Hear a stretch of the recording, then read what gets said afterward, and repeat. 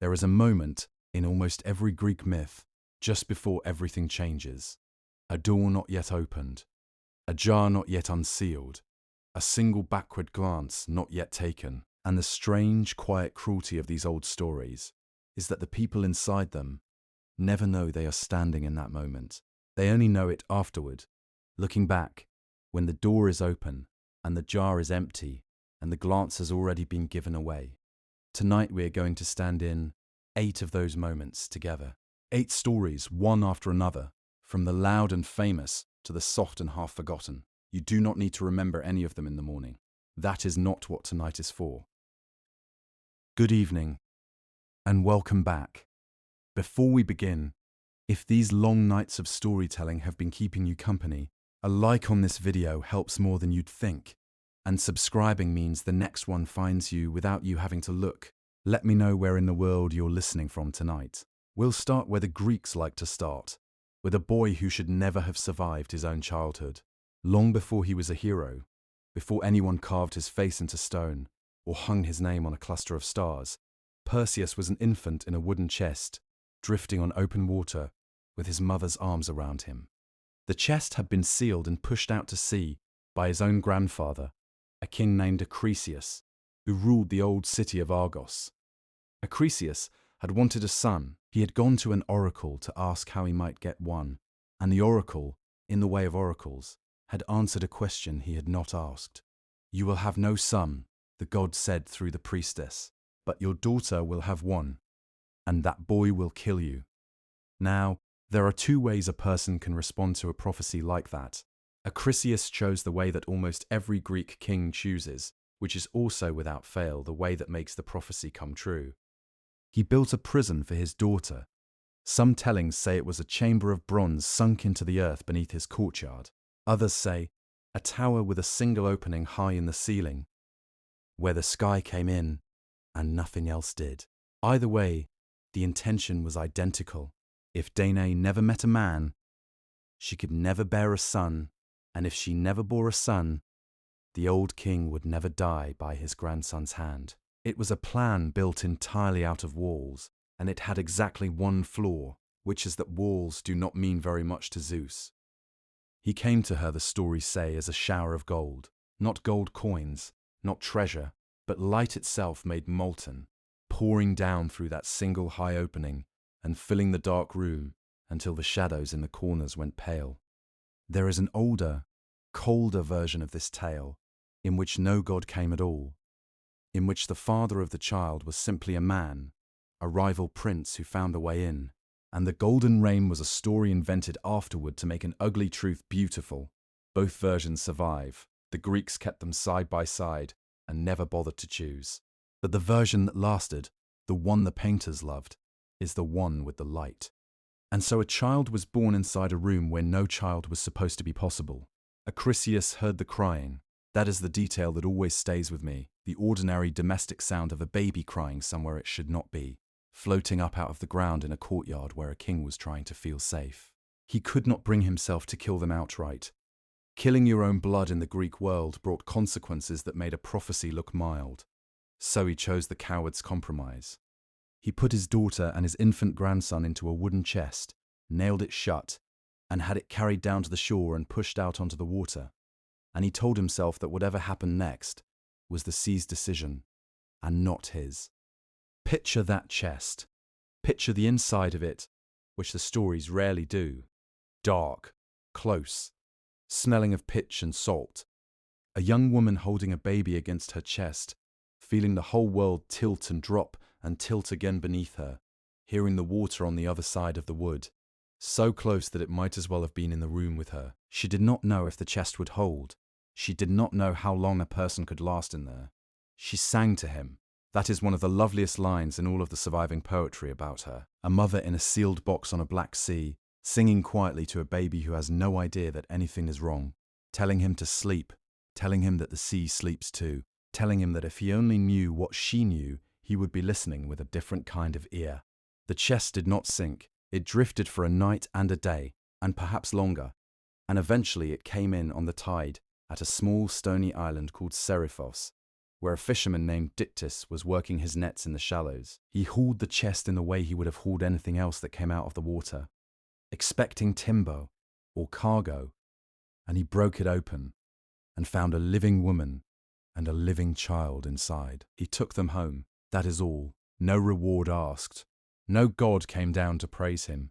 He simply took them home and fed them and let them stay. And Perseus grew up on that island as a fisherman's foster son, learning the water, learning the rocks, learning how to mend a net and read a sky, with no idea at all that he was the son of the king of the gods. The trouble when it came from the fisherman's brother. Dictys had a brother named Polydectes, and Polydectes was the king of Seriphos, and he wanted Danae. She would not have him, and as long as her son was in the house, a young man now, tall and watchful, and entirely unafraid, Polydectes could not simply take what he wanted. So he did something clever, and this is where the story turns from a family drama into a legend. The king announced that he was going to marry an entirely different woman, a princess from far away, and he threw a great feast, and he told all the young men of the island that it was customary to bring the bridegroom a gift. Horses, he said. Everyone should bring horses. Perseus had no horses. He was a fisherman's boy on a stony island, and he was young enough and proud enough to say the exact wrong thing in front of a room full of people. "Ask me for anything else," he said. "Ask me for the head of the Gorgon, and I would bring you that."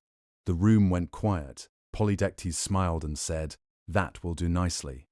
There were 3 Gorgons, and they were sisters born to 2 ancient sea powers, older than the Olympian gods. 2 of them could not die. The 3rd could, and her name was Medusa. The oldest surviving descriptions make her a monster from the beginning, born as she was.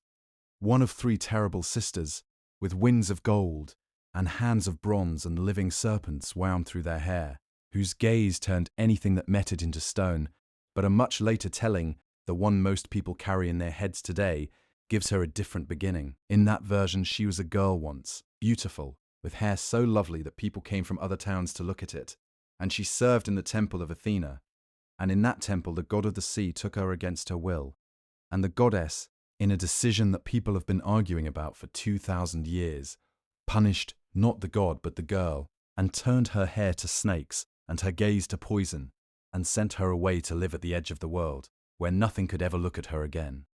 Both stories are old. Both were believed. I'll tell you what happened next, and you can hold whichever version of her you like, while I do, because the events do not change, only the weight of them. Perseus walked out of that feast having promised something impossible, and 2 gods took an interest. Athena and Hermes came to him, and they told him plainly that he could not do this alone, and that he would need 4 things he did not have, and that the only beings who knew where to find them were 3 ancient sisters called the Graeae. The Graeae were sisters of the Gorgons, and they were old in a way that is hard to describe. Grey from birth, never young, living together in a twilight place at the world's western edge. And between the 3 of them, they had 1 eye and 1 tooth, which they passed back and forth, handing them from sister to sister, so that at any moment 2 of them were blind and toothless, and only 1 could see. Perseus waited in the dark and watched them pass the eye, and at the moment it left 1 hand and had not yet reached the other, he reached in and took it. There is something almost comic about the scene, 3 ancient powers suddenly groping in the dark, and something genuinely unsettling about it too, because it is the first time in the story that we see what Perseus actually is. Not the strongest, not the bravest, patient, willing to wait in the dark for a very long time, for the exact moment when something is not being held. That is the skill that carries him through everything else. He told them he would give the eye back when they told him where to find the nymphs who kept the divine equipment. They told him, he gave it back, and whether he gave it back honestly or threw it into a lake, which is what one older version says, depends on which storyteller you ask. From the nymphs he received the 4 things: winged sandals, so he could leave the ground, a cap that made him invisible, a thing of the underworld itself so that even the sisters who could not die would not know where he was, a curved blade, hooked like a sickle, made for cutting rather than stabbing, and a bag, plain and unremarkable, which was in some ways the most important object of all, because he would need somewhere to put what he was going to be carrying. He came to the Gorgon's home at the far edge of the ocean, and before he ever saw them, he saw what they had done. Stone figures scattered across the ground and standing in the doorways and lying in the grass. Men, animals. Some of them worn nearly smooth by the wind, which meant they had been standing there for a very long time. Some of them fresh, faces still sharp, still wearing an expression. That is the detail worth sitting with. Every one of those stone shapes had been alive and had looked up at the wrong moment and had not even had time to be afraid before the fear stopped being possible. The sisters were sleeping. He did not look at her. That is the whole trick, and it is a beautiful one. He turned his back and raised the polished shield the goddess had given him, and he found her in the bronze, reversed, small, contained inside a circle of metal. And he moved backward toward a reflection while the world went by behind him, upside down.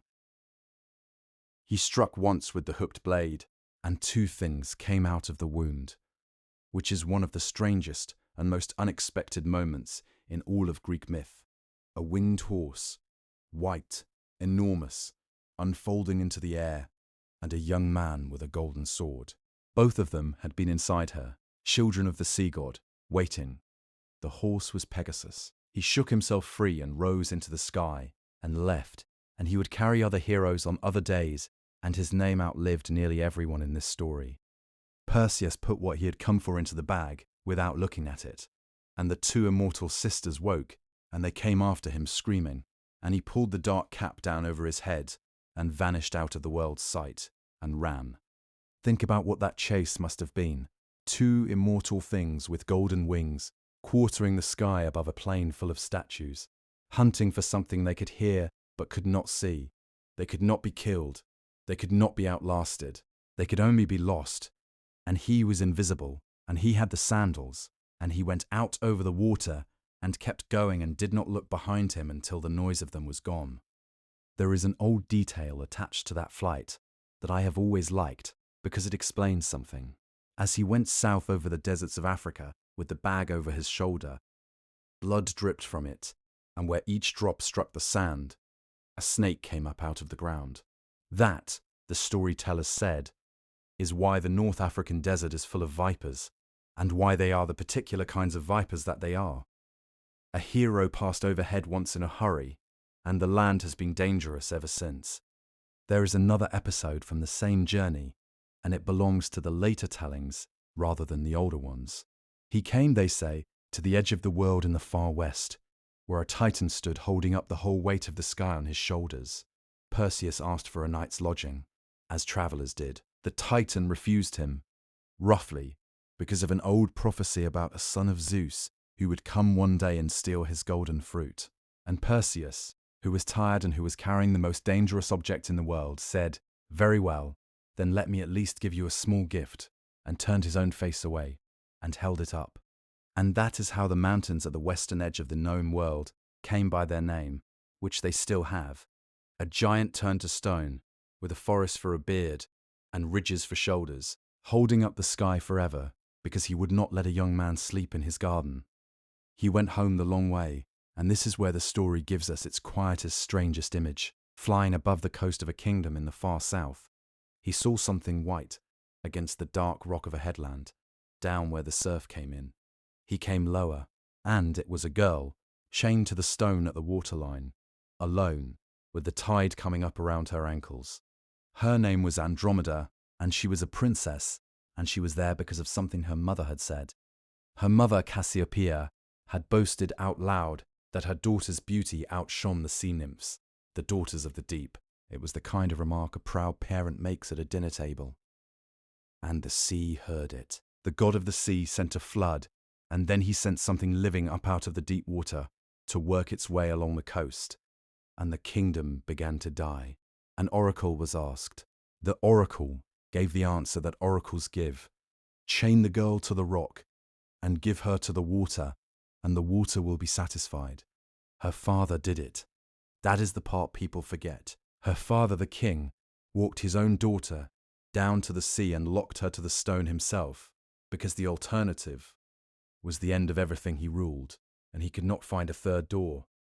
So when Perseus came down out of the sky, she had already been left, She had already had the conversation with her parents. She had already watched them walk back up the path. He asked the king a plain question. "If I kill the thing in the water, will you give her to me?" The king agreed instantly, because a drowning man agrees to anything. The fight itself is short in every telling. The creature came in with the swell, and Perseus went at it from above, out of the sun, where nothing in the sea has ever had to look. He struck and rose and struck again.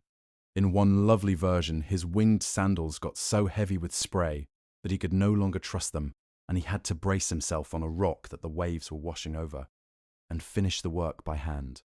When it was done, the water went red and then went ordinary, and the shore behind him was making a noise he had not heard since he left the island, which was the sound of a great many people cheering at once. There is a small detail here that I have always loved. He set the bag down on a bed of seaweed and leaves, while he unfastened her chains, and where the seaweed touched the bag, it hardened, and the sea nymphs took the hardened pieces and scattered them through the shallows. And that, the old story says, is where coral comes from. It is a completely unnecessary detail. It does nothing for the plot. Someone simply looked at a piece of coral one afternoon and thought about how it is soft in the water and hard in the air, and decided this was the reason. And it survived for thousands of years because it is lovely. The wedding was interrupted because Andromeda had already been promised to her uncle, who arrived with armed men to take her back, having not been anywhere near the shore when it mattered. Perseus warned everyone who was on his side to look away. Then he opened the bag, and the story ends that argument permanently. He went home to the island with a wife and a bag he never wanted to open again. And he found his mother hiding in a temple, because the king had never stopped and had given up pretending. So Perseus walked into the great hall, where Polydectes was sitting at dinner with all the men who had laughed at him. And he told them he had brought the gift after all. Afterward, he gave everything back. The sandals, the cap, the blade. All of it returned to the gods who had lent them, and the head he gave to Athena, who set it on her shield, where it stayed for the rest of Greek imagination, a warning fixed permanently to the front of wisdom. He made the fisherman king of the island, which is exactly the right ending for the man who once pulled a chest out of the water and asked no questions. But the prophecy was still out there, patient as prophecies are. Years later, Perseus was traveling, and he came to a city where funeral games were being held, and he entered the athletic contests as any young man would. He threw a discus. The wind took it, or his arm was stronger than he judged, or the gods leaned on it, depending on who is telling you. It went into the crowd, and it struck an old man who had come to watch the games, and the old man died there in the stands. And he was a Croesus, who had spent his entire life running from that exact instant, and who had come to that particular city on that particular afternoon for reasons that had nothing to do with his grandson at all. He had put a baby in a box and pushed it out to sea to prevent it, and the boy in the box grew up on an island, learning to read the water, and came back a hero, and killed him with a thrown stone in a stadium by accident, having no idea who the old man was. That is the shape the Greeks kept returning to over and over for 1,000 years. Not that fate is cruel. Fate is not cruel. Fate is simply not interested in your plan. Of all the borrowed things Perseus handed back that day, the strangest was the cap, the one that made him unseeable. It did not belong to any of the gods of the bright sky. It had been made in the dark, down where the dead are, and it was lent up out of that place the way a neighbour lends a ladder, and then it went home again. We do not talk about that kingdom very much. It has no weather, nothing grows there, and nothing is built there, and the god who rules it almost never comes up into the light, except once. There was a valley, and in the valley a meadow, and in the meadow a girl was picking flowers with her friends. Her name was Cora, which simply means the girl, the maiden, and later she would have a different and far heavier name. But on that afternoon, she was just a young goddess in long grass, gathering roses and crocuses and violets and irises into the fold of her dress, wandering a little further from the others than she meant to, the way you do when the flowers keep getting better.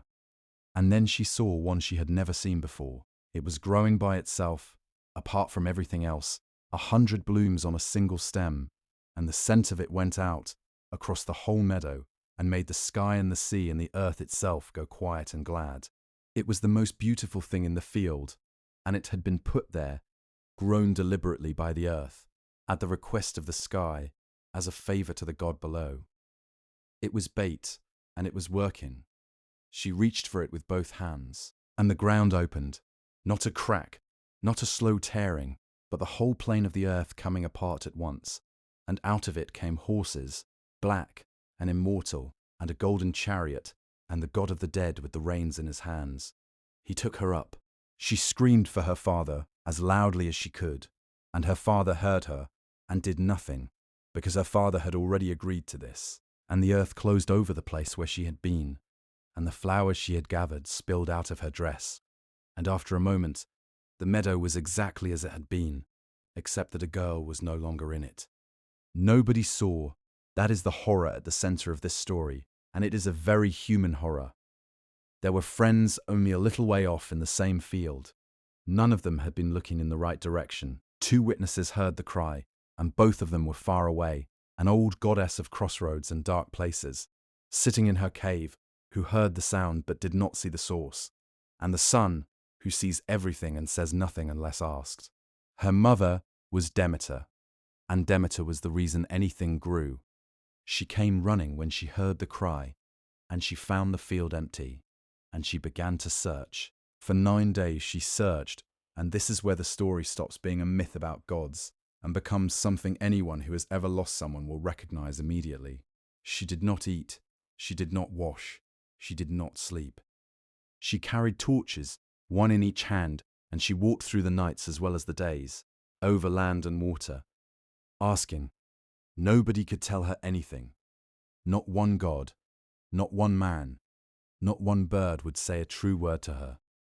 9 days is a long time to look for someone in a world without messages. Picture what that actually involved. Going back to the same field again, because you have exhausted every other idea, and the field is the only place you know for certain she was. Standing in it, in the dark, holding a light, looking at grass, walking to the next valley, and asking a shepherd, and watching his face while he decides that he does not want to be involved in whatever this is. Crossing water, coming into a village at night with a torch in each hand, an unknown woman with a terrible face, and having the doors close ahead of you. The Greeks kept a small, strange detail about those 9 days, which is that she came at some point to a house where a woman gave her a cup of barley water, flavoured with mint, and she drank it the first thing she had taken, and a boy in that house laughed at the way she drank it, gulping it down like an animal, and she looked at him, and he was not a boy anymore. That is the tone of the whole search. Grief with no floor under it, and no patience left in it at all. On the 10th day, the goddess of crossroads came to her, carrying her own light, and said, I heard her voice. I did not see who took her, but there is one who saw. So the 2 of them went to the sun, and stood in front of him, and asked him plainly, and the sun, who is nothing if not direct, told her the truth. In a few sentences, it was the god of the dead. He has her. He did not steal her exactly, because her father gave permission. And then he offered her the advice that everyone in her situation gets, and nobody has ever once been comforted by, which was that it could be worse, that the husband in question is a king in his own right, that he is her own brother, that the match is not a poor one, and that she really ought to stop crying. She stopped speaking to the gods entirely after that. She left the mountain. She put off her divinity like a coat, and she took the shape of an old woman, the kind of woman nobody looks at twice, past childbearing, past use, and she walked into the world of human beings, and sat down by a well in a town called Eleusis. 4 sisters came to the well for water and found her there, and asked, kindly, who she was. She gave them a false name and a false story, that she had been carried off by pirates and had escaped, and that she was looking for work, any work, the sort an old woman can still do. And the sisters ran home and asked their mother, and their mother, the queen of that small town, said, yes, bring her, we have a newborn son, and I need help with him. So the goddess of the harvest, in the middle of the worst grief that has ever been recorded, went to work as a nurse for somebody else's baby. She would not sit in the good chair. She would not drink the wine they offered her. She sat on a plain stool with a fleece thrown over it, and said nothing, and did not smile, until one of the servant women, an older woman with a rough sense of humour, started telling jokes, and kept going, and would not stop, and eventually got the grieving stranger to laugh. It is such a small thing, somebody sitting with a person who cannot be reached and making terrible jokes until one lands. And she loved that baby. That is the part that gets you. She took a child who was not hers, and she began, secretly, to make him immortal. She fed him no ordinary food. She rubbed him with the oil the gods use. And at night, when the house was asleep, she buried him in the embers of the hearth, in the fire, the way you would hide a seed in soil, burning the mortality out of him a little at a time. He grew like nothing the family had ever seen. They thought they had been blessed. They had. And then one night the mother could not sleep, and came to look in on her son, and saw a stranger putting her baby into the fire. She screamed. Of course she screamed. Any of us would. And the goddess reached into the coals, and lifted the child out, and set him on the ground. And the room filled with light, and she was not an old woman anymore. And she said, in effect, "You have no idea what you have just done." He was 3 nights from never dying. Now he will grow old like everyone else. He will still be honored because he slept in my arms, but he will die, and that is your doing, and it cannot be undone because mortals are foolish and cannot recognize good fortune when it is standing in their kitchen. Then she told them to build her a temple, and she went into it, and she sat down alone, and she stopped the world. That is the year with no spring. Nothing came up. The seed went into the ground and stayed there. The oxen dragged the ploughs across the fields for nothing at all. Whole villages went hungry, then whole regions, and the human race began, quietly and without much drama, to die out. And here is the detail that reveals exactly how the Greek gods worked. Zeus did not relent because he felt sorry for the farmers. He relented because if all the human beings died, there would be nobody left to burn offerings, and the gods would lose their honors, and Olympus would starve in a way that mattered to Olympus. He sent messenger after messenger to his sister with gifts, and she refused every one of them, and said the same thing each time: "I will not set foot on that mountain, and nothing will grow until I see my daughter." So he sent Hermes down, and in the throne room of the dead, the god of that place listened to the message, and then he smiled and said, "Go, of course, go to your mother." And as she was rising to leave, he gave her something to eat. The oldest version of this scene is extraordinarily careful about it. He did not force her. He gave her the seeds of a pomegranate, quietly, glancing around, and she ate. Later, telling her mother she would say she had been made to. The 2 accounts sit in the same poem, side by side, and neither is corrected, and you may make of that what you like. Some hear a girl forced twice over. Some hear a young woman who had discovered that she was a queen in her own right, with honors and a throne and a husband who had never once lied to her, and who was not entirely certain what she wanted, and who found it easier to tell her mother she'd had no choice. Either way, the seeds mattered, because there is a rule older than the gods. Eat the food of the dead, and you belong to that country. 6 seeds, in most tellings. 6 for a third of the year. The reunion is the warmest moment in the whole story. Demeter saw her coming and ran, and they held each other, and then, almost immediately, the mother's first question was not, "Are you well?" It was, "Did you eat anything down there? Tell me you did not eat anything down there." She had. So they made the arrangement that we are all still living inside, 2/3 of the year above, with her mother, in the light, 1/3 below, on the throne beside her husband, where nothing grows. And when the daughter goes down, the mother's grief comes back exactly as fresh as it was the first time, and the leaves go, and the ground hardens, and the year closes. And when she comes back up, the earth breaks open with flowers, all at once, everywhere, in a rush, because a goddess is glad. That is what winter is, not a punishment, not a mechanism, just a mother who cannot pretend to be fine while her child is away. She kept her promise about the fields. Everything grew again. And before she left the little town where she had sat by the well, she taught the people there a set of rites, secret ones, which were performed every year for something like 2,000 years afterward, and which thousands upon thousands of people travelled to see. Every single one of them was sworn to silence, and every single one of them kept the oath. We know the ceremonies happened. We know roughly where and roughly when. What was said and shown in that hall, at the moment it mattered, was never written down by anybody. And it is gone now, permanently, one of the great locked doors of the ancient world. Whatever it was, those who saw it came out saying they were no longer afraid to die. A girl went underground and came back changed, and the people who told her story built a religion around the idea that the same thing might be arranged for us. Which brings me, by a strange road, to another child who went where children are not supposed to go, though he went in the opposite direction. His father was called Daedalus, and he was the finest maker who ever lived, and he had already ruined his own life once before this story begins. In Athens, in his workshop, he had taken on an apprentice, his own nephew, a boy sent to learn the trade.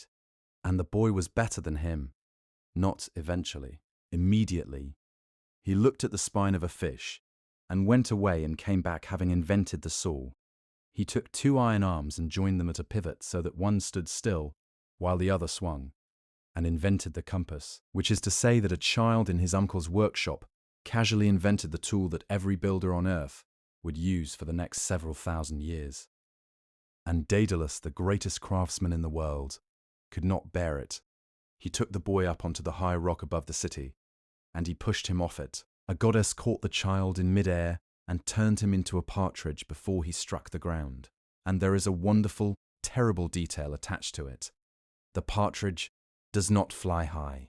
It stays low, it nests on the ground, and it panics at the sight of anything falling. It remembers. So Daedalus was a murderer, exiled, and he went to the island of Crete and to the court of King Minos, who did not care what he had done, as long as he could build. And he built. He built the labyrinth, that structure at the heart of the palace, so intricate that its own architect could barely find the way out of it. Made to hold a thing that the royal family did not want anyone to see, he built other things too, mechanisms and toys, and a wooden animal whose purpose does not need going into tonight. And when Minos decided that this man knew too much and could never be permitted to leave, Daedalus discovered that being indispensable and being imprisoned are sometimes the same condition. The reasons vary. Some say he was locked up to protect the secret of the maze. Some say it was punishment for helping the queen. Some say he was shut away because he had told a visiting prince how to get out of the labyrinth alive, using nothing but a ball of thread. He was in a tower with his son. Below them, the sea and every ship on it searched. Behind them, the mountains watched. Minos ruled the water and the land completely. And Daedalus looked up. He may rule the earth and the waves, he said, but he does not rule the sky. We will go that way. He began collecting feathers that birds dropped near the tower, gathered a few at a time over weeks. He laid them out from smallest to largest, in a rising line so that the shape they made was the shape a wing already wants to be. He bound the centers with thread and sealed the bases with wax and gave the whole assembly a slight curve, copying the curve of a real bird, because he had looked at real birds properly, which is the entire secret of everything he ever built. And all the while his son was underfoot. That image is in the oldest telling, and it is almost unbearably ordinary. The boy laughing, chasing the feathers that lifted in the draught, pushing his thumb into the softening wax, getting in the way, being a child in a room where his father was working. He did not know he was helping to build the thing that would kill him. Neither did his father, whose hands, the story says, trembled as he fitted the smaller pair. Then the instructions, and it is worth noticing that everyone remembers half of them. Fly the middle course, he said, not too low, because the spray off the sea will soak the feathers and the weight of the water will pull you down. And not too high, because the sun will soften the wax. Stay between. Follow me, and do not go looking for the stars to steer by. Just come where I go. They stepped off the tower, and people saw them, a fisherman with his rod, a shepherd leaning on his crook, a ploughman looking up from the furrow, and every one of them stopped what they were doing and stared and thought they were seeing gods, because what else could be up there? For a while it was perfect. That is what the story does not let you forget. For a while it genuinely worked. They passed one island and then another. They had the sea beneath them and the whole open air around them, and a man and his son were flying, which no one had ever done. The old telling lists the islands as they went by, the way you would recite the stations on a line you know well. And there is something almost unbearably calm about that list, because you know what is at the end of it. They left one behind on the left. They passed another on the right, with its forests. They went by a third, famous for its honey. The sea below them was that particular hard blue. It goes in the middle of a summer morning. And the shadows of two flying shapes went across it, and every so often a fishing boat would be down there, getting smaller. And Daedalus kept looking back. That is in the story too.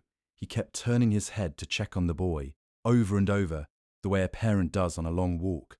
And each time the boy was there, following, doing exactly as he had been told. And then the boy began to enjoy it. That is all it was. Not arrogance, not defiance, not a speech about ambition. He was young and he was in the sky, and the sky kept going up.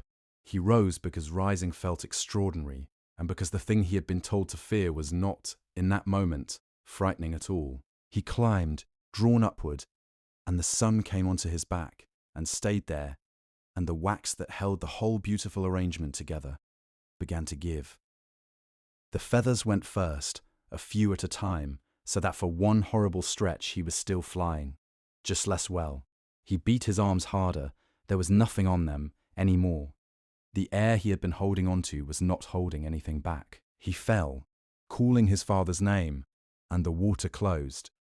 And his father ahead of him, turning to check, said the word that any parent would say, the boy's name, twice, 3 times, into empty sky. And then he saw the feathers on the water. He cursed his own skill. That is the line that survives.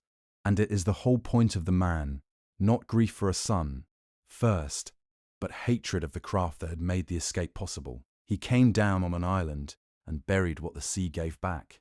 And the island took the boy's name, and the water around it took his name too. And both of them are still called that today. The old man flew on alone, west, and came at last to Sicily, where a king took him in, and was glad to have him. And Minos came looking, because Minos never stopped. He was clever about it. He travelled from court to court, carrying a spiral seashell and a length of thread, and at each place he offered an enormous reward to anyone who could pass the thread through the shell, from one end of the spiral to the other. Nobody could. It sounds like a game, and it was a manhunt, because there was exactly one man alive who would not be able to resist it. At the Sicilian court, the king took the puzzle away and brought it to the old craftsman in his workshop, and the old man solved it the way he had always solved everything, by watching something small and copying it. He tied the thread to an ant. He put a drop of honey at the far opening, and he set the ant walking into the shell, and it went all the way through the spiral, carrying the thread behind it, and came out the other side. The king came back with the threaded shell in his hand and claimed the reward. And Minos looked at it and said, "He's here." The king of Sicily said, "Of course, certainly, we will hand him over. And please, first, stay tonight, be our guest, take a bath after your journey." And the daughters of the house prepared the bath, and Minos got into it, and he did not come out. The greatest builder in the world outlived the king who had caged him, and outlived his own son, and spent the rest of his life in a foreign country, making beautiful things for people who did not know what he had done to get there. He had killed one boy out of envy, and lost another to the sun. He never built anything that could bring either of them back, though I have always thought that he must have tried. There was one man who tried, not with wings and not with wax, and not with tools of any kind. He went down there and asked. His name was Orpheus, and he came from Thrace in the wild north, and his mother was the muse of epic poetry, and his father, in most tellings, was the god of music himself, who gave the boy a lyre and taught him to play it. What he could do with it was not skill, Skill is what a very good musician has. This was something else, closer to a law of nature than an ability. When Orpheus played, rivers changed their course to come and listen. Trees pulled themselves out of the ground and walked, roots and all, to stand around him in a ring. Wild animals lay down beside animals they hunted, and neither of them moved. Stones rolled downhill toward the sound. On a ship full of heroes, when the sirens began to sing and every man aboard turned toward the rocks, he simply played louder and more beautifully, and the ship went by, and that was the only time in all of Greek story that anyone beat the sirens by outsinging them. And he fell in love with a woman named Eurydice, and she loved him back, and they were married. The wedding was attended by the god of marriage himself, which ought to have been a good omen. It was not. The torch he carried would not catch properly. It smoked instead of burning, and it stung everyone's eyes, and the whole hall was blinking and wiping at their faces at a wedding, and afterwards people remembered that. How she died depends on who is telling it, and the difference between the two versions is worth sitting with, because it changes the entire flavor of the story. In one, she is walking through long grass by a river with her friends the water nymphs, on an ordinary afternoon. There is a snake in the grass. She does not see it. It strikes her ankle, and she is dead before anyone can reach her. No reason, no lesson, nothing anybody did wrong. A bride in a meadow, and then no bride. In the other, there is a man, a herdsman and beekeeper named Aristaeus, who saw her and wanted her and chased her, and she ran, and while she was running with her head turned back to see how close he was, she went into the grass where the snake was. In that version, somebody is at fault, and the story eventually takes its revenge on him, because his bees all die, and he has to go begging to his own mother to find out why. I do not know which is worse. The version where there is someone to blame at least gives the grief somewhere to go. He sang about her, first above ground, to whoever would listen and then to nobody, until the trees and the rocks and the animals had all heard it, and there was still no relief in him at all. And then he did the thing that mortals are not permitted to do. He found one of the entrances, one of the caves that go down and keep going, and he walked into it alive, carrying the lyre. The Greeks had a word for this journey, and only a handful of figures ever made it. Every one of them went down for a reason. He went down for a person. And he played the whole way. I want you to sit in that for a moment, because it is one of the great images, and it is usually rushed past. A man walking downhill in total darkness, hour after hour, with no light and no map, on ground that gets colder and flatter as it goes. The air changing. The sound of his own footsteps changing as the ceiling opens out above him, into something enormous that he cannot see. And the whole time, one thin stream of music going ahead of him, into the dark, because it is the only thing he has, and because he is not certain there is anyone down there to hear it yet. The country he came into is not fire, and it is not torture whatever later centuries did with it. In the oldest imagination it is a grey plain under a grey sky, that is not a sky, with pale flowers growing on it, and it goes on further than anyone can walk. The dead are there in enormous numbers, and they are not suffering exactly. They are simply diminished. They drift. They do not remember much. They speak in a thin sound that the poets compared to bats in a cave. And they had been that way for a very long time, and nothing had ever changed there. And then something came down the slope, playing a lyre. The ferryman on the Black River, who does not take passengers who are breathing, and cannot be argued with, took him across. The three-headed dog at the gate, who exists for exactly one purpose, lay down with all three heads on its paws, and let him pass. And beyond the gate, in the great grey country where all the dead are, the machinery of the place stopped. That is the passage that made this myth immortal. Not the descent. What happened to the underworld while he sang? The souls came and stood and listened. And the poem says they wept, which the dead are not supposed to be able to do. The wheel that a certain punished king is bound to, which turns forever, stopped turning.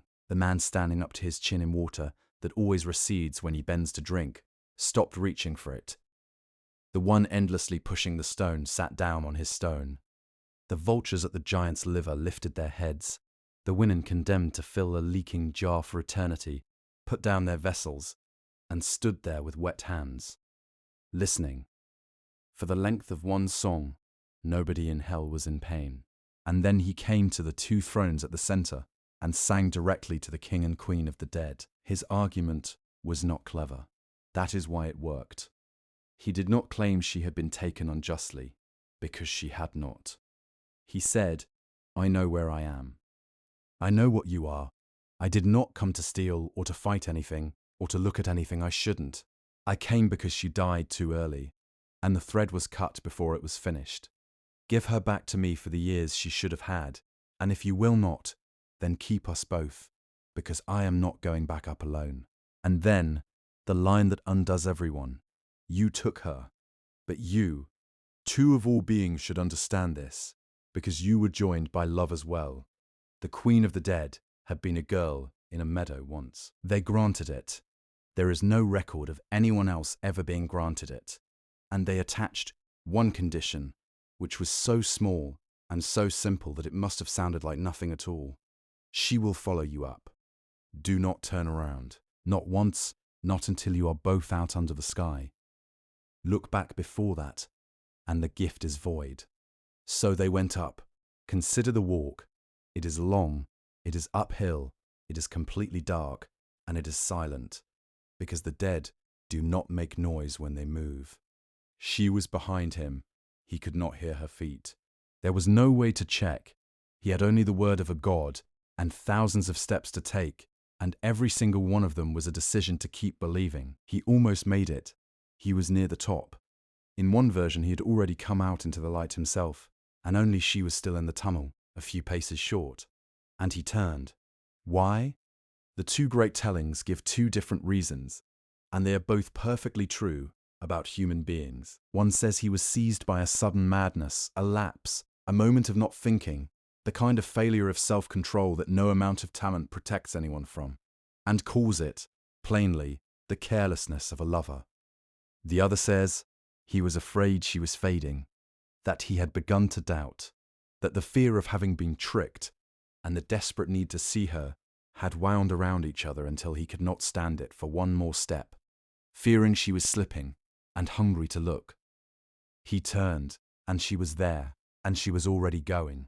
She did not accuse him. In one version she says only, what madness has destroyed us both, and then reaches out her arms toward him, and the arms are not solid anymore, and she catches nothing, and is caught by nothing, and she is drawn backward into the dark. In the other she says nothing at all, because what would she complain of? That she was loved too much. He ran back down. Of course he did, and the ferryman would not take him a second time. He sat on the bank for 7 days without eating, and it did not matter, and eventually he went back up into a world that now had two of everything, and no Eurydice in any of them. He lived a long time afterward, and he never played badly again, which is somehow the saddest detail available. He went out into the wild country and sat under the trees and sang, and the trees came, and the animals came, and people came from miles off, and none of it helped. And in the end, the frenzy found him, a crowd of wild women, worshippers of the god of wine and unreason, came upon him in the hills. Some say they were enraged, that he had refused every woman since his wife died. Some say they were furious that he honored the god of music and light, and would not honor theirs. They shouted and drummed, and the noise was so loud that for the first time in his life the sound of his lyre could not be heard over it, which is exactly how they were able to do what they did. The one thing that had always saved him was simply drowned out. They tore him apart and threw what was left into the river. And here the story does something so strange and so beautiful that I have never quite got over it. His head went down the river, and it was still singing, carried on the current, out to the open sea, and it did not stop, and the banks and the reeds and the hills repeated the sound back as it passed. What it sang was her name. That is all that was left of the greatest musician who ever lived, a voice on the water saying one word over and over, going out with the tide. It washed up on an island, and the people there buried it and built a shrine, and for centuries afterward, that island produced poets in numbers that nobody has ever satisfactorily explained. The muses gathered what they could find of his body and buried it at the foot of the mountain of the gods, and they say the nightingales sing more sweetly over that grave than anywhere else on earth. His lyre was set in the sky as a small, bright constellation, which you can still see on summer nights, and which does not look like a lyre at all, but which everyone agreed to call one anyway. And his shade went down for the second time, and did not need a ferryman on that trip. He found her in the fields of the dead, and the last thing the poem tells us is that they walk there together now, side by side, and that sometimes he goes ahead and sometimes she does, and that he looks back at her whenever he likes, as often as he wants, forever, and it costs nothing at all. He gave everything he had for a woman who died young, and lost her at the gate, and got her back only by dying himself, which is, if you think about it, exactly what happens to everybody. But I said we would go quieter, not sadder. So let's go further back, before there were mortals worth grieving over at all. Back to when the human race was new and cold, and had not yet been given anything. There was a Titan named Prometheus, and his name means the one who thinks ahead. He had a brother called Epimetheus, whose name means the one who thinks afterward. And if you ever wanted a single example of how completely the Greeks trusted a name to do the work of a character description, there it is. Prometheus was on the winning side in the great war between the old gods and the new. He saw which way it would go, because that was his gift, and he changed sides in time. And afterwards Zeus counted him as a friend. He sat in the councils, he was inside the circle. Everything that follows is a story about a man who threw away a comfortable position on behalf of creatures who could not possibly repay him. Some later accounts say he made us, that he took clay and river water and shaped the first human beings with his hands, in the image of the gods standing upright when everything else went on four legs. The oldest surviving poems do not say that, and do not really explain where we came from at all, but they are all completely consistent about the other thing. Whoever made humanity, Prometheus was the one who loved it. The trouble started at a place called Mycenae, where gods and mortals met to settle, once and for all, how a sacrifice should be divided. When an animal is killed on an altar, which portion rises to the gods, and which portion stays with the people who did the killing? Prometheus arranged the division. He butchered a great ox and made 2 piles. In the first he put all the meat and the rich inner fat, everything worth eating, and then he covered it with the animal's stomach, which is grey and unpleasant, and looks like nothing at all.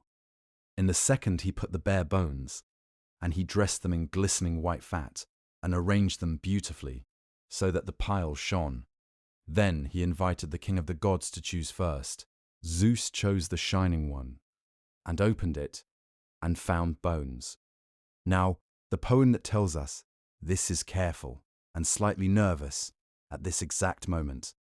It says that Zeus saw through the trick, and chose the bones anyway, on purpose, so that he would have a reason to be angry, which is not very convincing, and it reads like a poet who is uncomfortable with the idea of the king of the universe being fooled by a titan with a butcher's knife, and is trying to protect him. Older and less polite versions of the story almost certainly had Zeus simply deceived.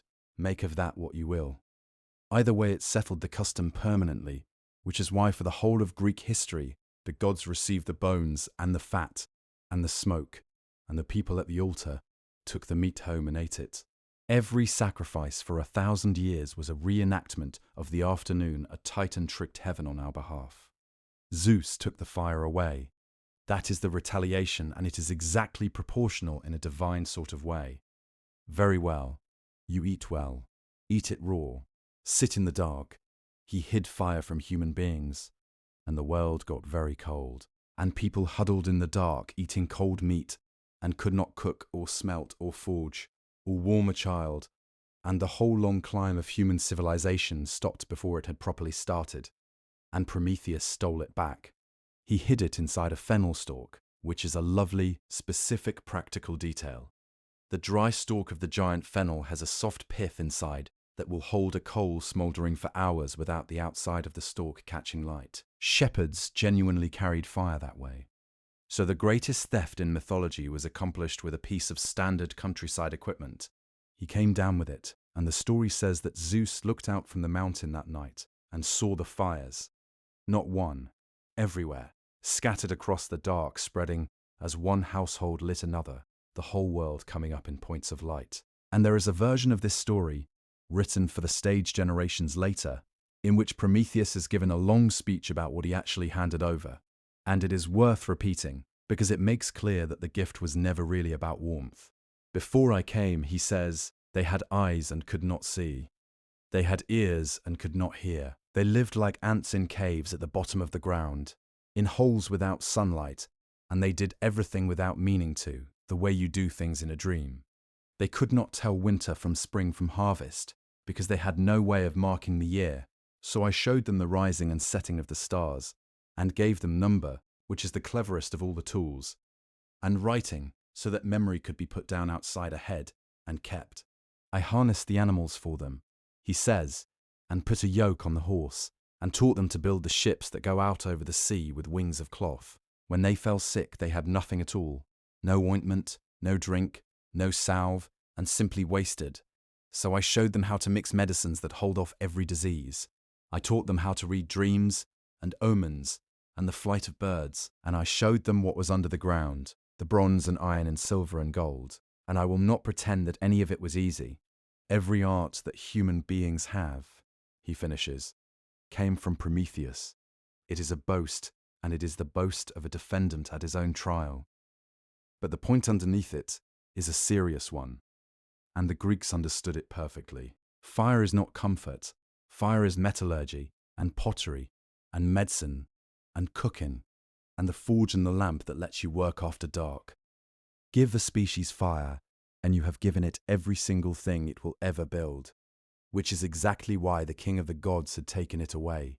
The punishment came in two parts. The second part fell on us. Zeus said, I will give them something they will love, and they will embrace their own ruin, and be glad while they do it. He told the smith of the gods to take earth and water, and make a woman, and to make her in the likeness of the goddesses, and everyone on the mountain came forward to give her something. She was given beauty, she was given weaving, and the skill of the loom. She was given grace and desire that weakens the knees, and longing. She was given garlands of spring flowers, and a crown of worked gold. And she was given, by the god of thieves and messengers, a mind full of cunning and lies, and coaxing words, and a voice to say them with. They called her Pandora, which means all gifted, and both halves of that name are doing work. And she was sent down the mountain as a bride for Epimetheus, the brother who thinks afterward. Prometheus had warned him, specifically, and more than once, never accept a gift from Zeus. If one comes, send it straight back, because it will not be what it looks like. He forgot, or he looked at her and decided that the warning had been about something else.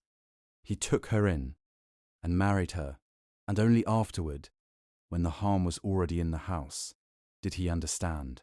And in that house, there was a jar, not a box. That mistranslation is about 500 years old, and it has never been corrected in popular memory. But the vessel in the original is a pithos, a storage jar, the sort of enormous clay container that stands as high as your chest, sunk into the floor of every farm in Greece, used for grain and oil and wine. It is the most ordinary object imaginable.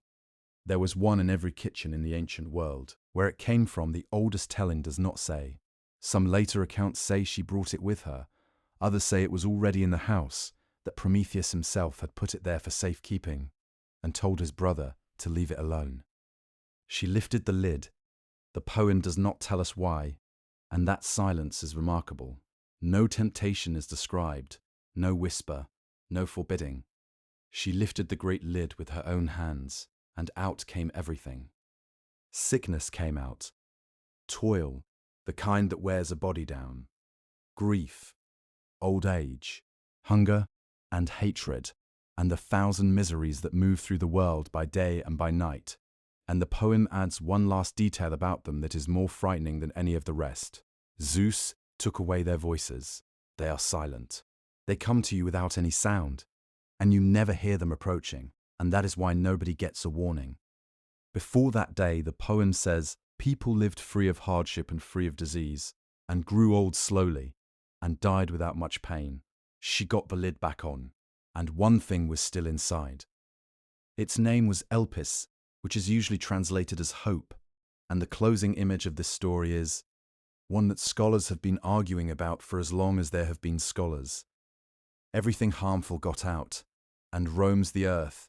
Hope stayed in the jar, under the rim, caught, because she shut the lid just in time. Is that a comfort, or is it the cruelest line in Greek poetry? If hope is a good thing, then we have it, kept safe, held in the house rather than scattered and lost like everything else. That is one reading, and it is the warm one. That the jar was a jar of evils, everything else that was in it was a plague on mankind. So what is hope doing in there with them? On that reading, hope is not a blessing at all, but the subtlest of the miseries, the one that keeps you going back to a thing that will not work, the one that keeps you waiting for a spring that is not coming. And by shutting the lid, she did us a kindness. She kept it in. There is a third reading, quieter and to my ear the saddest, which turns on the fact that the word does not only mean hope, it can also mean expectation, foreknowledge, the plain awareness of what is coming.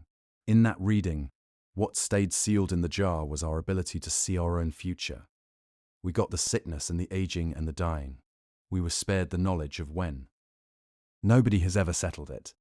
The poem simply stops there and moves on to advice about farming. As for the one who started it, Zeus had not forgotten him.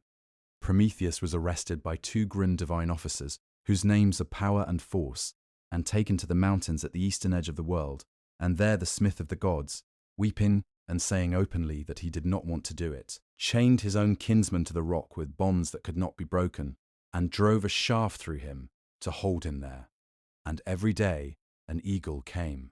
It ate his liver, and because he was immortal and could not die and could not even be permanently damaged, the liver grew back in the night, all of it, exactly as it had been, so that the eagle would have something to come for in the morning. The Greeks chose the liver on purpose. It is the one organ that genuinely regenerates. Somebody, thousands of years ago, noticed that and built an eternity of pain on top of it. He was there for a very long time, 30,000 years, one source says, though numbers like that are poetry rather than arithmetic. And through all of it he held on to one thing, and it was the only thing he had. He knew a secret. He knew because his mother had told him that there was a particular goddess, and that if Zeus ever fathered a child with her, that child would be greater than his father and would throw him down exactly as he had thrown down his own father before him. Prometheus knew her name, and he would not say it. Chained to a rock with a bird in his side, the one who thinks ahead sat on the single piece of information in the universe that the king of the gods actually needed, and let the centuries go by. Eventually it was traded. A hero came through those mountains, generations later, a mortal son of Zeus on a long errand, and he saw the old Titan on the rock, and he shot the eagle out of the sky. And that was permitted, because by then Zeus wanted the bargain, the secret, for the freedom, the name of the goddess, in exchange for the chains coming off. So Prometheus told him, and the marriage never happened, and the prophecy died in the negotiating, and the Titan was unbound and came down off the rock and walked away into whatever came next. He was given a ring to wear afterward, in one telling, made of iron from his own chains, set with a chip of the rock he had been fastened to, so that Zeus could claim he was still bound and save face. And that, they used to say, is why people wear rings with stones in them at all. If there is one habit that runs through all of these old stories, it is this.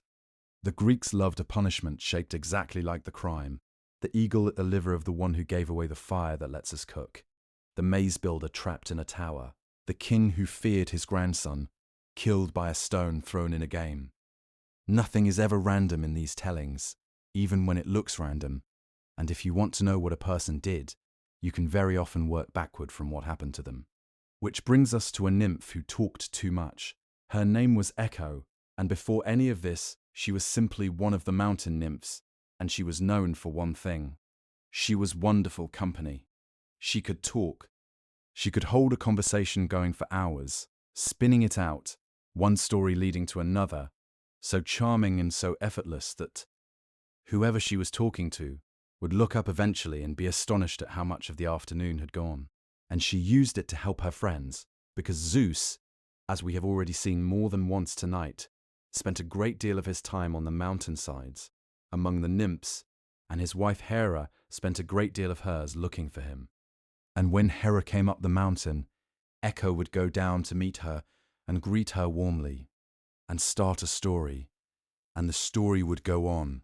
And Hera, who was not stupid, but who was, like all of us, susceptible to a good talker, would stand there and listen and laugh in the right places.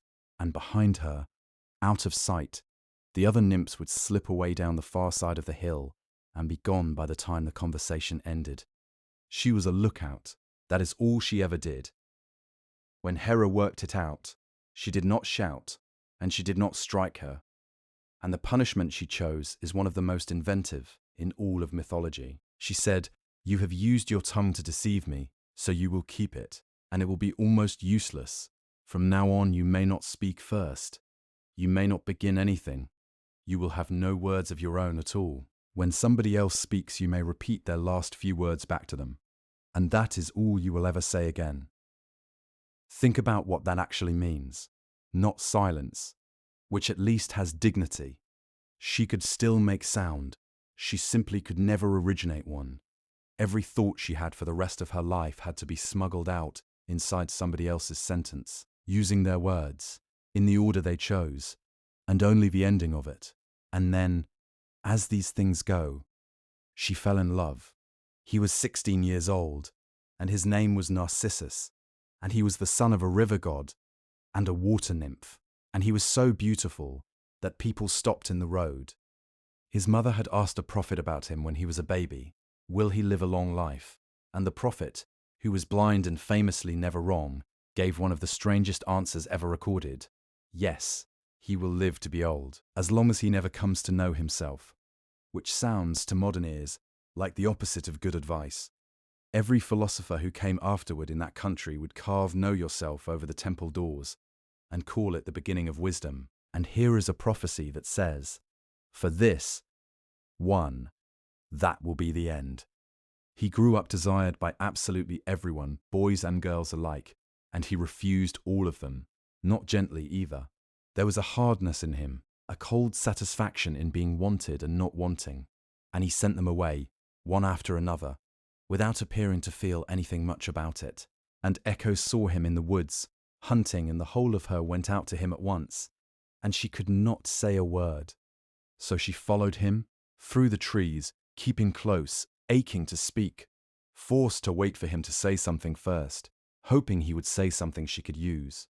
And eventually he got separated from his hunting companions, and he stopped and called out, "Is anyone here?" "Here," said the voice in the trees. He looked around. "Come to me," he called. "Come to me," said the voice. He turned in a circle, seeing nobody. "Why are you avoiding me?" "Avoiding me," said the voice. And then he said the sentence that she had been waiting her whole punished life to be handed. He called out into the woods, "Let us come together." And she came out from behind the trees, running, with her arms already open, saying the only words she had, which for one perfect moment were also exactly the words she meant. "Let us come together." He recoiled. He put his hands up and stepped back and said, "I would rather die than let you have me." And all she could give back to him was the end of it. "Let you have me." Then he walked away. She could not follow him after that. She went into the wild country, and she hid in the caves and under the overhangs of cliffs, and she stopped eating, and she stopped sleeping, and the story says she began, slowly, to thin. Grief consumed the body of her.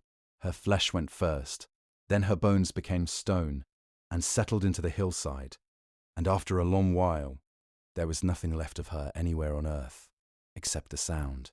She is still there. That is the point of the story.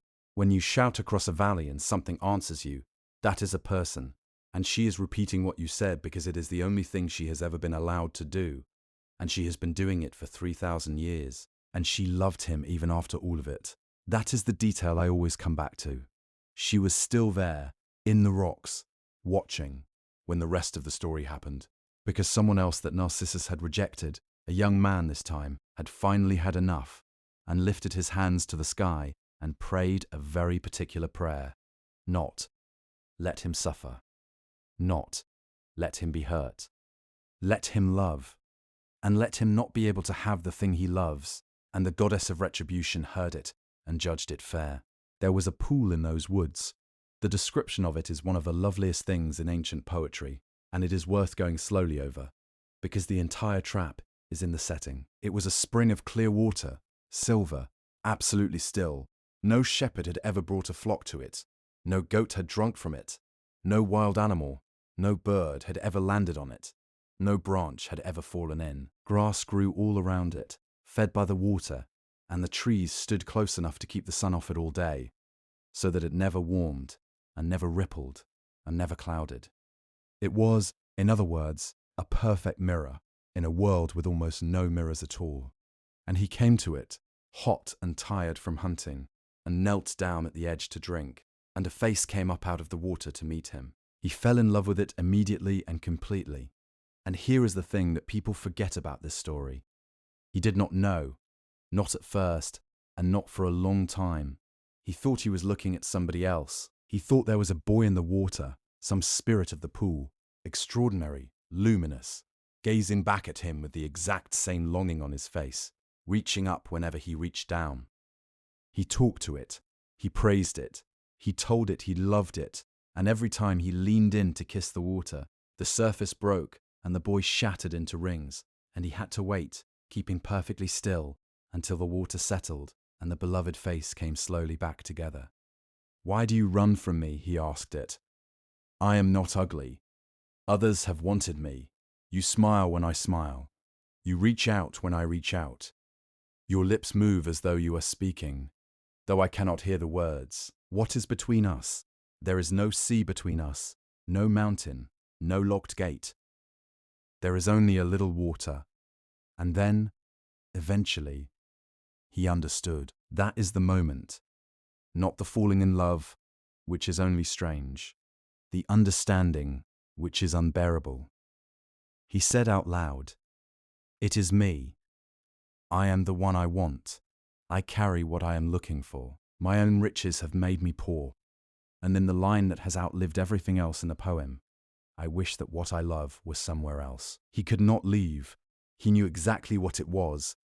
And he still could not stand up and walk away from the edge of that pool. He stopped eating and stopped drinking, kneeling over water, which is its own kind of joke.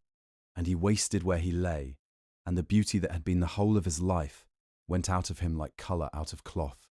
And the voice in the rocks watched all of it. She had every reason in the world to be glad. And when he said at the very end, "Farewell, my love," in vain, what came back across the water was "Farewell, my love," in vain. And when he said the last word, which was simply "goodbye," she said goodbye, and meant it herself. When his sisters came to gather him for the funeral, there was no body. There was a flower growing at the edge of the pool where he had been. White petals, standing in a circle around a heart of gold. It bends toward water. It grows near still places. We still call it by his name. There is an older version in which no flower is mentioned and no pool is quite so magical, in which he simply had a twin sister, identical to him, whom he loved, and who died, and he would go and sit by the spring and look into it, because in the water he could see her face again. There is a version where a wise old traveller writing about the region grumbles that the flower obviously existed long before any of this, and that people should think a little harder before believing things. But the story stayed anyway, because everyone recognizes it, and always has, the ache of loving something that only gives back what you put in. Now let us go somewhere with a roof over it, and a fire, and a chair, and the sound of a loom. In a small town in the hills of Lydia, in the east, across the water from Greece proper, there lived a girl called Arachne, and she was nobody at all. That is stated flatly in the oldest telling, and it is the whole foundation of the story. She had no famous family. Her town was small and unimportant. Her mother was dead, and had been lowborn, and her father was lowborn too, a man named Idmon who made his living dyeing wool purple, standing over the vats, staining his hands and arms, for a wage. It is honest work, and it is not glamorous work. Her hands would have been stained too. And she could weave. Not well, not very well. She could do something at the loom that people came from other towns to look at, and it was not only the finished cloth that drew them, though the cloth was extraordinary. It was the process. People stood in the doorway and watched her hands. The nymphs came down out of the vineyards, on the mountain, and up out of the rivers, abandoning their own streams, and stood around and watched a girl work wool. And so, people began to say the obvious thing, the thing that is meant kindly and is, if you think about it, an insult. She must have been taught by the goddess. Athena herself must have shown her. No mortal learns that on her own. And Arachne said no. She said it clearly and repeatedly, and in public. Nobody taught me. I learned this myself, at this loom, over years, with these hands. And if the goddess disagrees, let her come here and compete with me, and let anyone who likes come and watch, and I will accept whatever happens if I lose. You can read that as arrogance. That is certainly how the goddess read it. You can also read it as the entirely accurate testimony of a working craftsman who was tired of being told that her 20 years of labor were a divine gift she happened to receive. An old woman came to the door, grey-haired, leaning on a stick, walking slowly, and she said gently, the way old women in these stories always do, "Listen, age brings some wisdom with it. Be the best of all mortals. Be famous throughout the world for it, and be content with that. But give the goddess her due, and ask her to forgive what you have said. She will forgive you if you ask." And Arachne, who had been hearing this her whole life from everyone, snapped at her. She said, "More or less, your mind is worn out with age. You have lived too long. Go and give this advice to your own daughter if you have one. I know what I think. And why has she not come herself? Why is she avoiding this?" And the old woman straightened up and put down the stick. And she was not old. The room emptied of everyone except the nymphs, who were, if anything, more frightened than the humans. Arachne went white. She flushed once and then went pale, and the poem is precise about that, the way a face goes at dawn and then clears. And she did not back down. They set up 2 looms, and they began. The goddess wove the gods. She put the 12 of them in the center of the cloth in all their weight and stillness, seated on their thrones, each of them exactly and unmistakably themselves. And in the middle of them she wove her own old contest with the god of the sea over the city of Athens, the moment she won it. And then, in each of the 4 corners, she wove a small scene, as a warning. Mortals who had challenged gods. A man and a woman turned into mountains. A queen turned into a bird. A woman turned into a temple. Step, 4 little pictures, each one saying the same thing. This is what happens. And around the whole edge she worked a border of olive leaves. Her own tree. And finished. It was a masterpiece, and it was also quite clearly a threat. And on the other loom, Arachne wove the truth about the gods. She wove Zeus as a bull carrying a girl out to sea, and the poem says you would swear the bull and the water were real, and that the girl was looking back at the shore she had come from with her feet lifted from the waves. She wove him as an eagle, and as golden rain falling into a locked room, and every other shape he had taken to get near a woman who did not know it was him. She wove the sea god as a bull, and as a ram, and as a horse, and as a river. She wove the god of the sun in disguise, and the god of wine in disguise. Every deception, every one of them arranged beautifully, one after another, across the whole width of the cloth, and around the border she worked ivy and flowers. It was a list of crimes, and it was made out of coloured wool, and it was flawless. That is the crucial point, and the oldest telling states it outright and does not blur it. The goddess could not find a single fault in it. Neither could envy itself. The work was perfect. So she tore it. She took the cloth with the god's crimes on it and ripped it apart with her hands.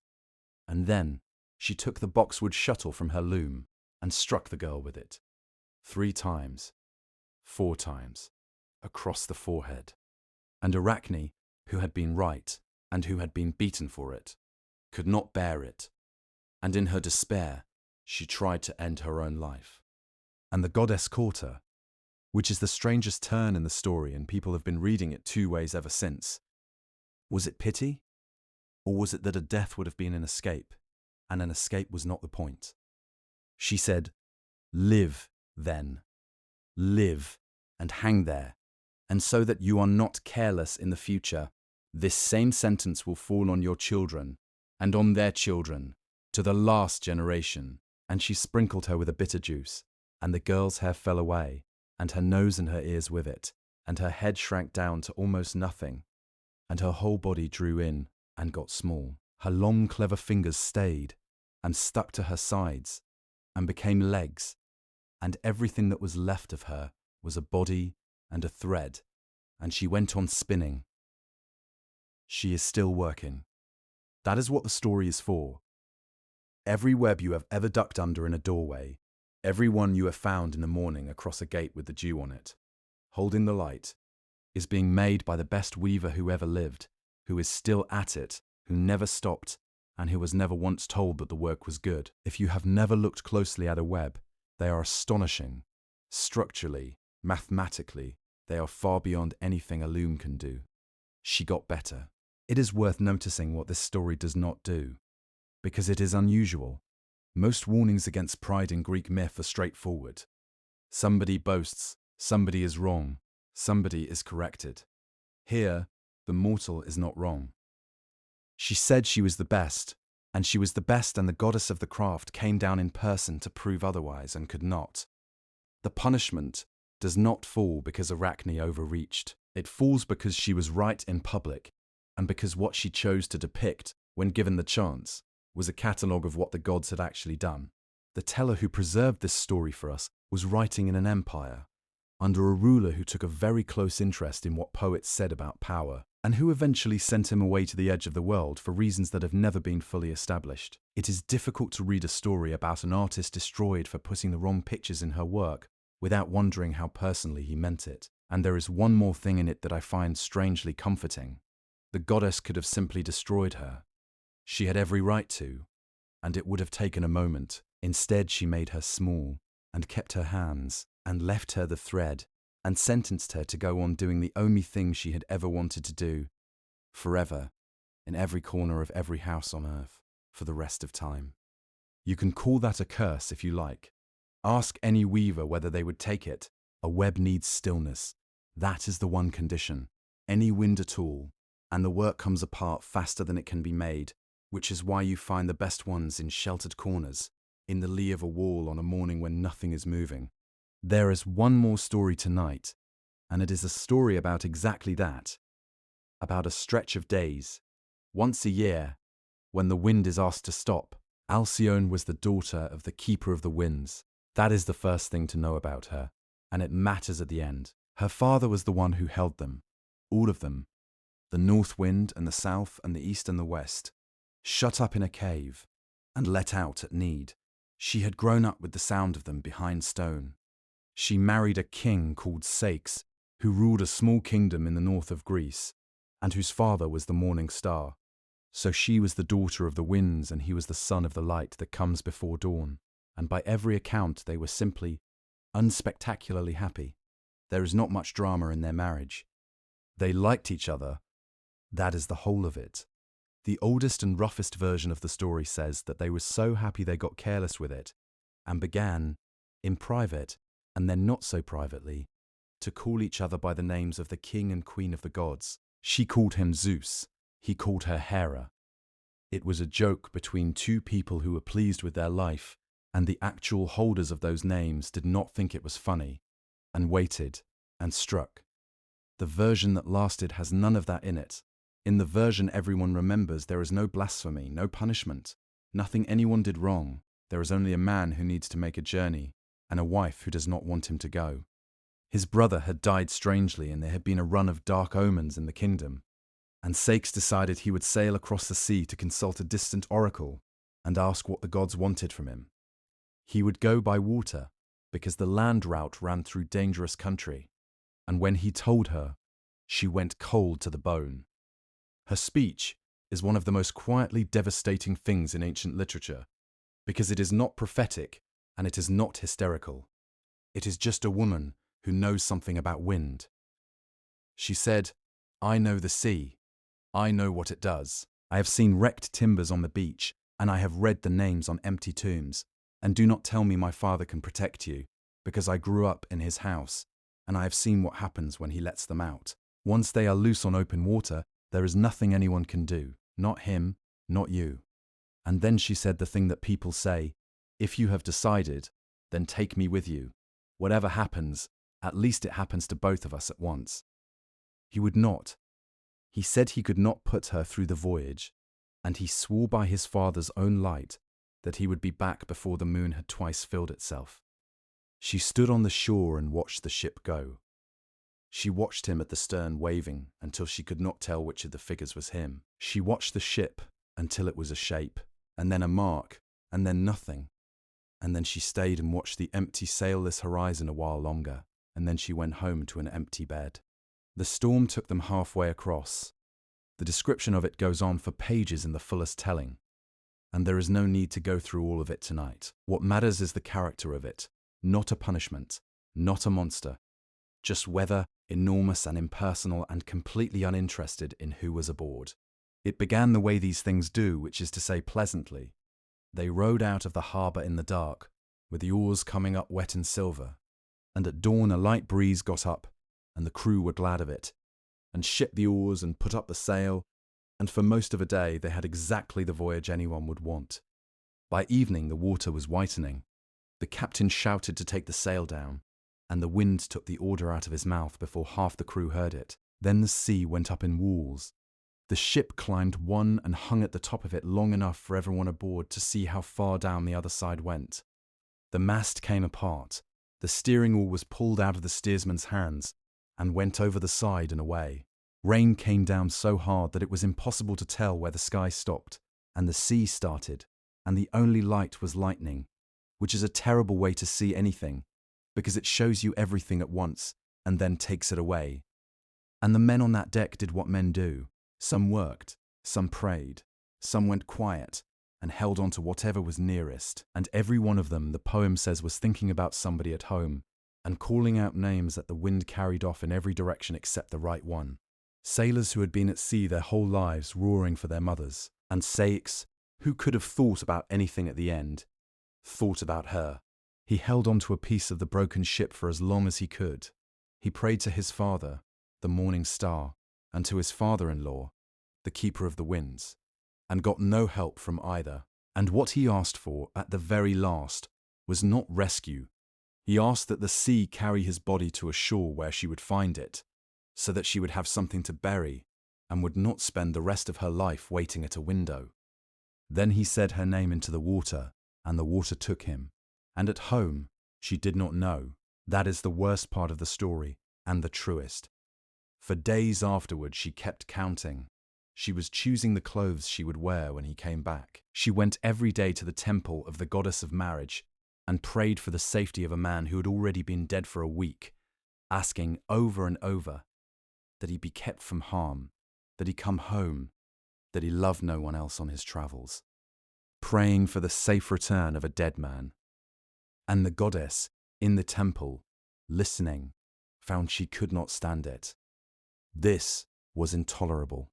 Prayers for the dead were polluting her altar, and the woman had no idea, so she sent her own messenger, the rainbow, with an errand. Go to the house of sleep and tell him to send a dream. Now, the house of sleep, I have saved this deliberately because it is the loveliest passage in all of Greek and Roman poetry about rest. And it belongs at the end of a night like this one. It is a cave in a hollow of a mountain, near the country of the dead, where the sun never reaches, not in the morning, not at noon, not in the evening. Grey mist comes up, out of the ground, and the light in there is always the dim, uncertain light of a room at dusk. No rooster crows there. No dog barks, no goose, no goat, no cattle. Nothing with a voice lives on that hillside. No branches move because there is no wind to move them, and so there is not even the sound of leaves. No human voices anywhere. There are no doors on the house, not shut ones, not open ones. There are no doors at all. Because a door has hinges, and hinges make a noise when they turn, and that noise is not permitted there. The only sound in the entire place is water.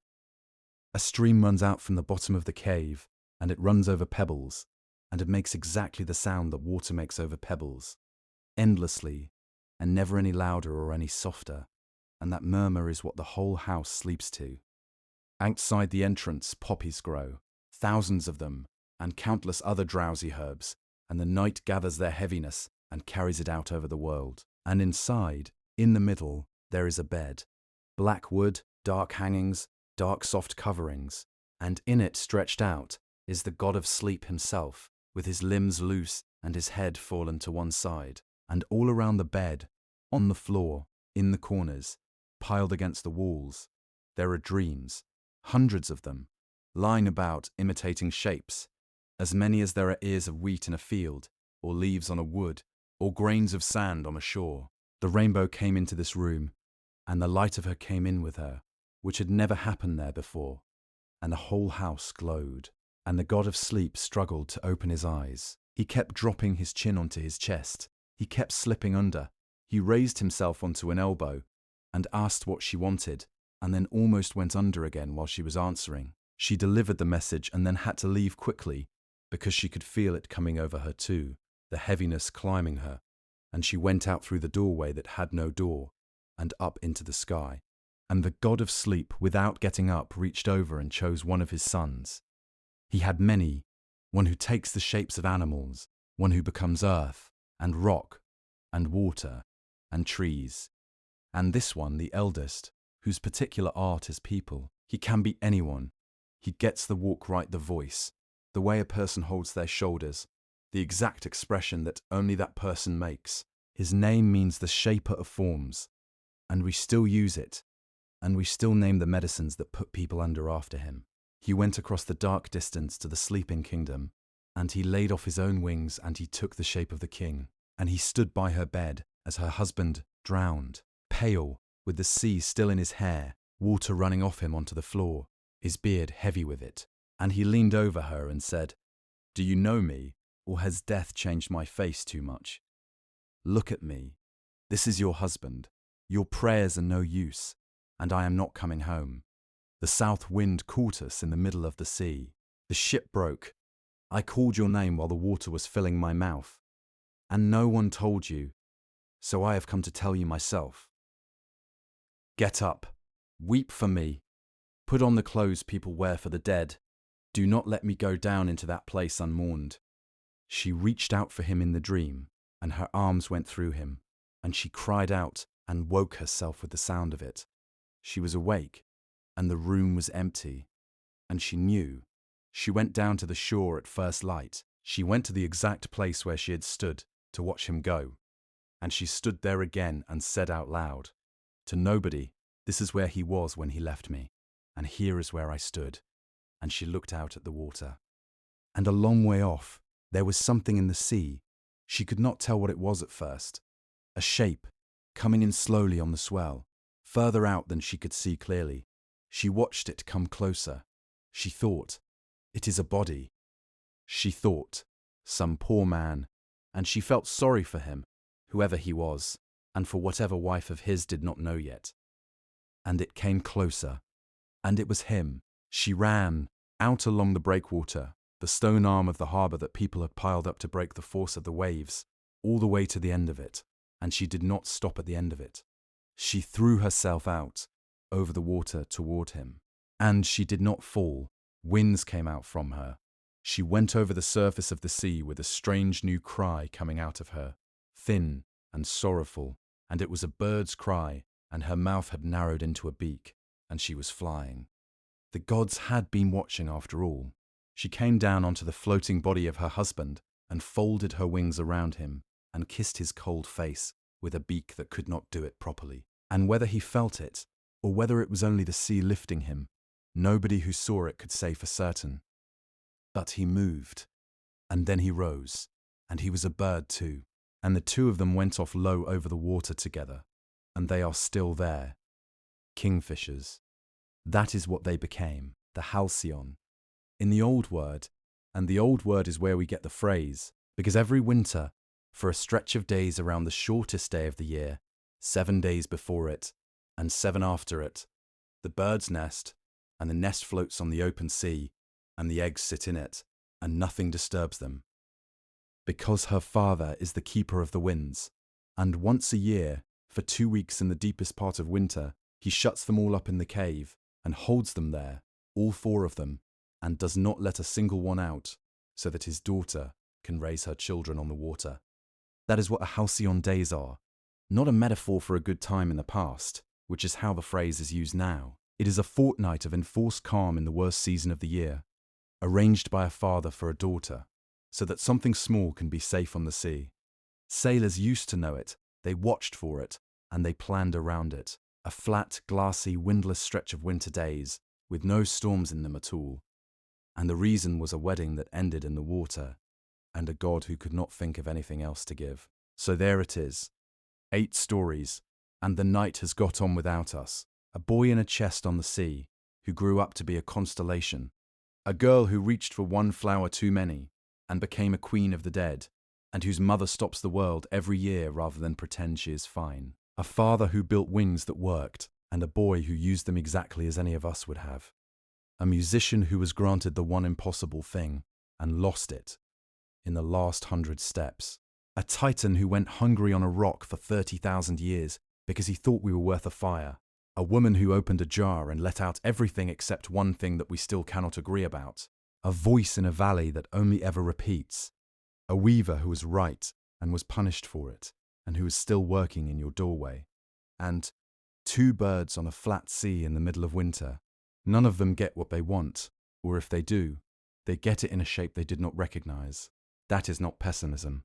It is the oldest and steadiest thing these stories have to say, and they say it kindly, in the end, that the plan you have made is not the thing that will happen, and that the world will keep going anyway, and that it will be beautiful in places you did not think to look.